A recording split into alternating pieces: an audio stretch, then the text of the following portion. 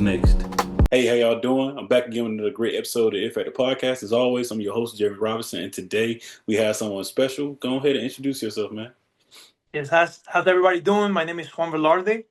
I'm a kicker and punter here at North Carolina Central University. Well, I was, I graduated I just played my last season. But yeah, Yes, indeed, man. So with that being said, how are you doing mentally, physically, and emotionally?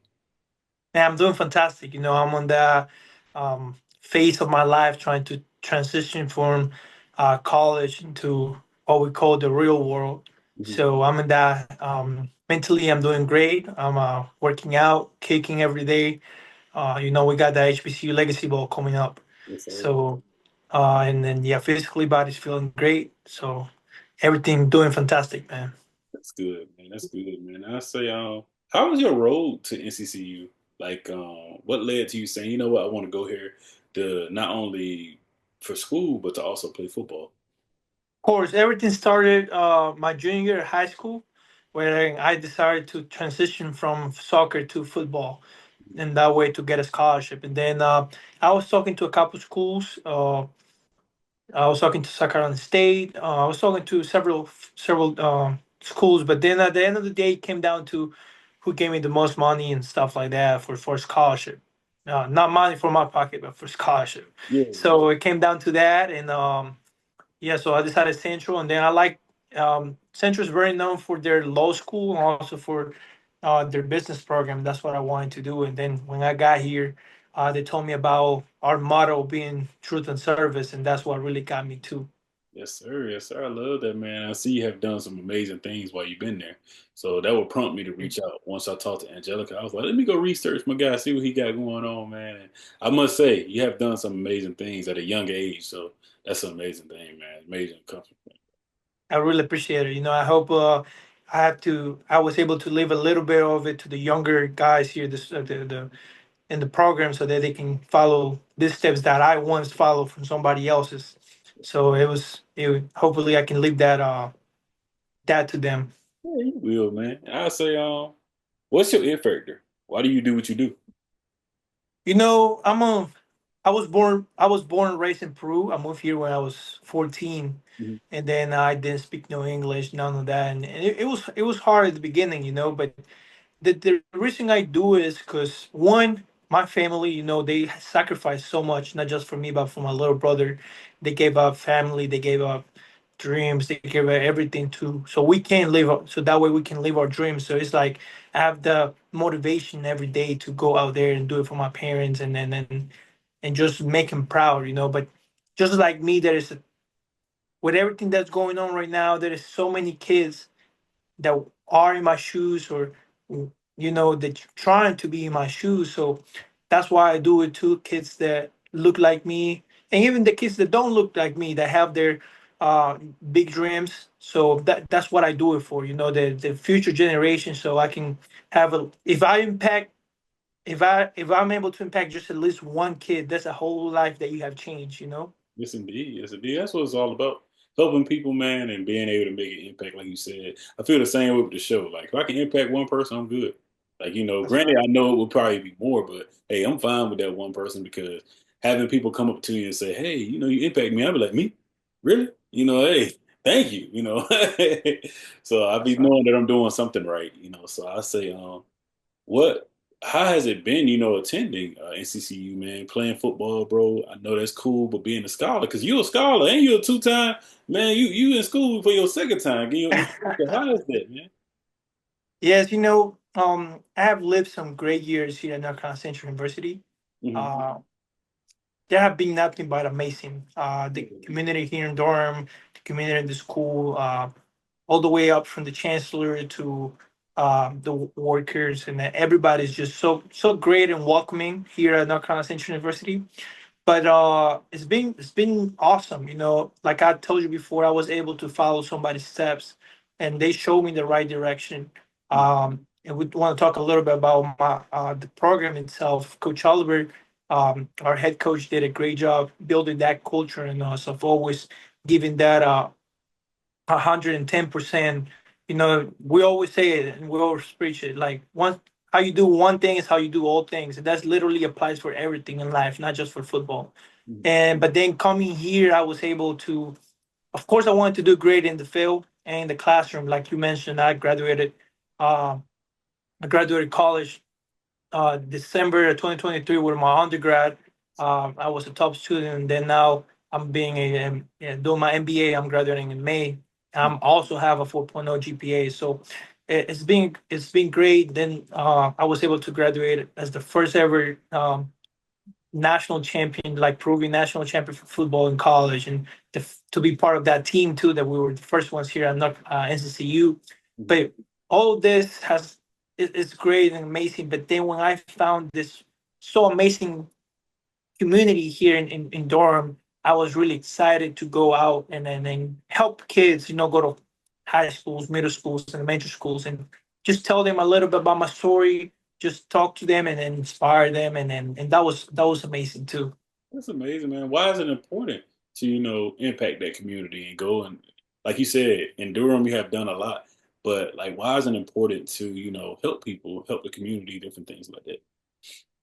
Of course, to start with, everything begins from the word of God. I'm a true believer, so says you gotta love your neighbor. So Mhm. that's what I base my life on. I try to. I'm no near perfect, right? But at least I try to help somebody that may not need my help or like those need my help. Mhm. But I try to help them, and then that way I can inspire them a little bit. But also, I came here from South Carolina. That's where I finished my high school. So to Durham, and Durham welcomed me with open arms. So that's the least I can do. It's been my home for the past 5 years. So Mhm. that's the least I can do to give back to the community that watched me throughout my 5 years here. Yes, indeed, It's man. it's like a family. So It's amazing. That's amazing. And it's cool to have people like that and to impact them, man, because that takes you a long way. And people will never forget that. So that's what matters, man. That's what really matters. So I say, how was it, kicking the longest kick, at NCCU history, man, in football? Like, how was that moment? Like, dang, I really did that? Like, how was that? it's been great. Everything starts from competition. I was starting punter for all my years here, and then I was the backup field goal kicker for almost all my years here. This Uh-huh. last year, I was able to start. So everything starts inside the program, inside the team. Competition. But when I got there, I'm not gonna lie, I didn't think I was gonna be my last game. I thought we were gonna make it to the playoffs, but I was.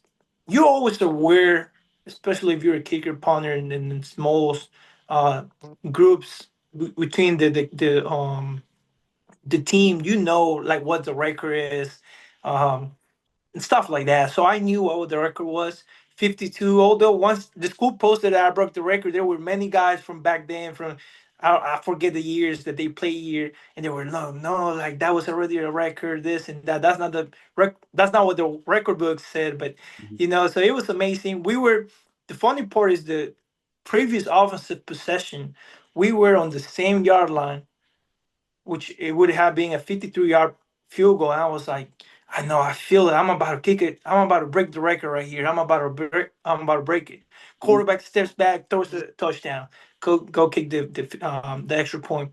Very next offensive play, we go there. We're in the same yard line, same hash, same everything.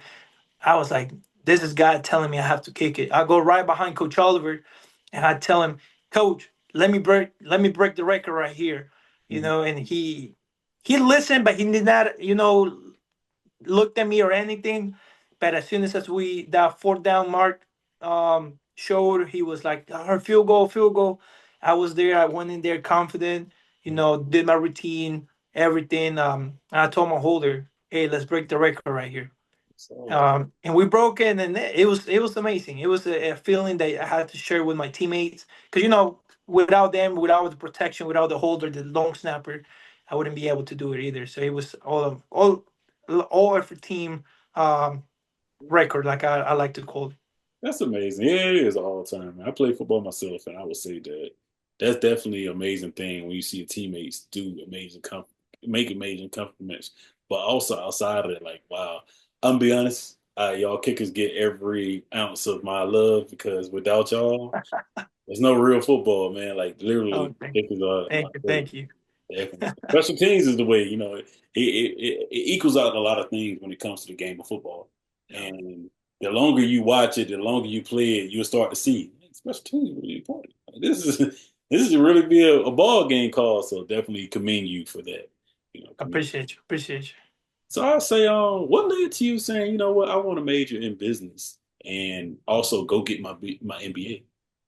Of course. So I always had a passion of making my own business one day, and I will make my business one day. But my dad had a lot of influence in it. He would always tell me, you have to be your own boss. You have to be able to control that. And if you one day wants to be financially free, you have to be able to. I mean, I'm not saying any other routes Right. they don't work, but that's what my dad told me. That's what he believed on. And I kind of, once I started growing up, I started to believe in it more and more and more. So that's what I want to do in the future. I would like to bring coffee from Peru and the U.S. because we're really good coffee coffee country. So that's what I want to do in the future. Bring some coffee here. That way, create a bridge between Peru and the U.S. and create jobs both there and here, of course.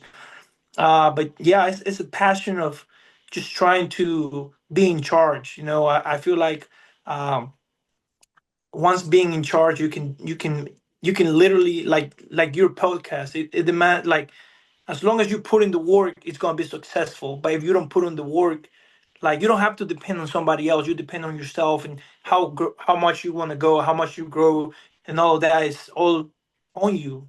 So I like that. I like to have that on my hands and be and say like in the future I can have my future career on my hands and Mhm. I can go based upon that.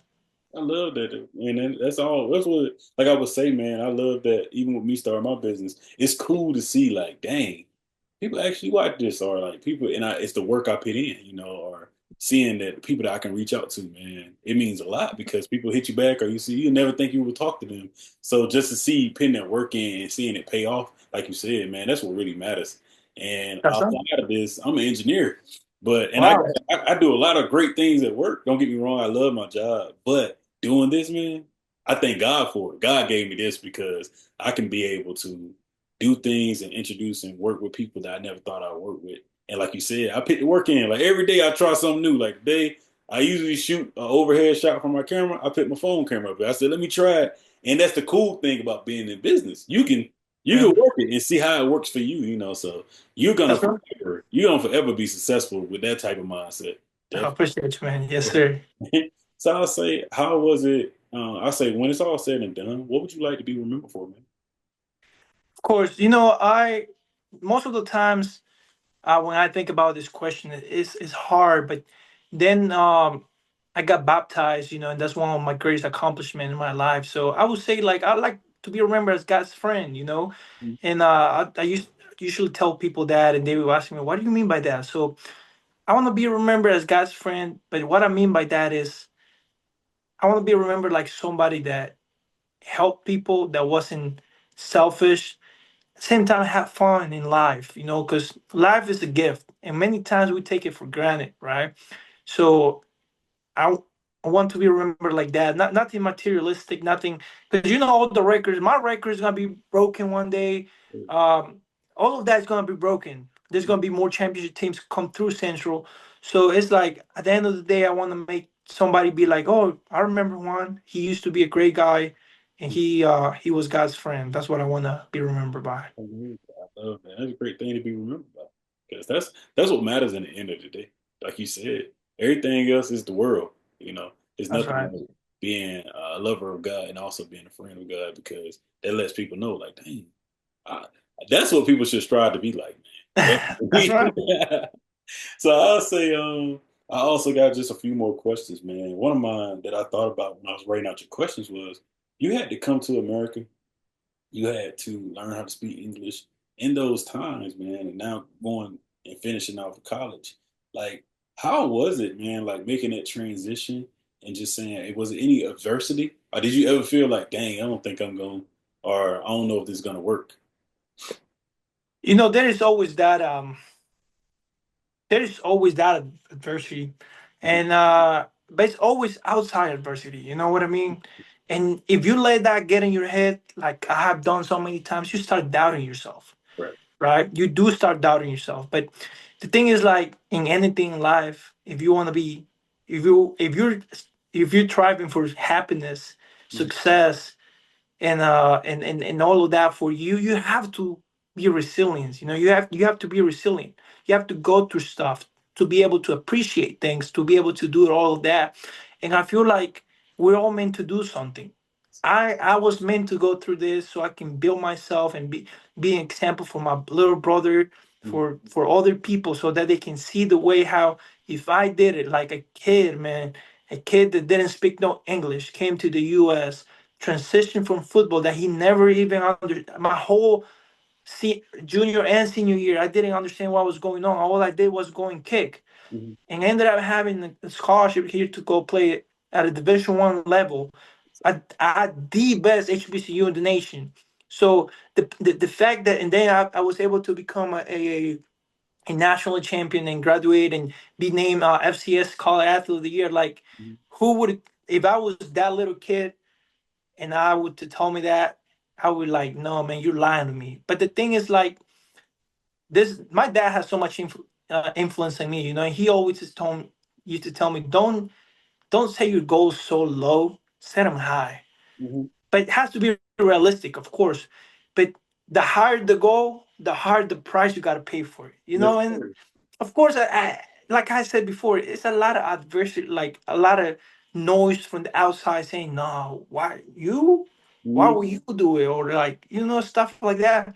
And it's like, as long as that doesn't affect you inside of you, and you know who you are and what you're trying to do, you're gonna be just fine. But I feel like that had helped me a lot. I thank those people more than I thank the ones that be like, "Hey, good job, Juan," because those people most of the times, if you take it the right way, it's like, man, I gotta prove him wrong. I gotta Mhm. prove him wrong. I gotta do that. And it's not, as long as that motivates you, but you're not doing it for them, but you're doing it for you and your family, Right. you're gonna be successful in life, man. Yes, indeed. Yes, indeed. You're right about that. And that leads to one of my last questions.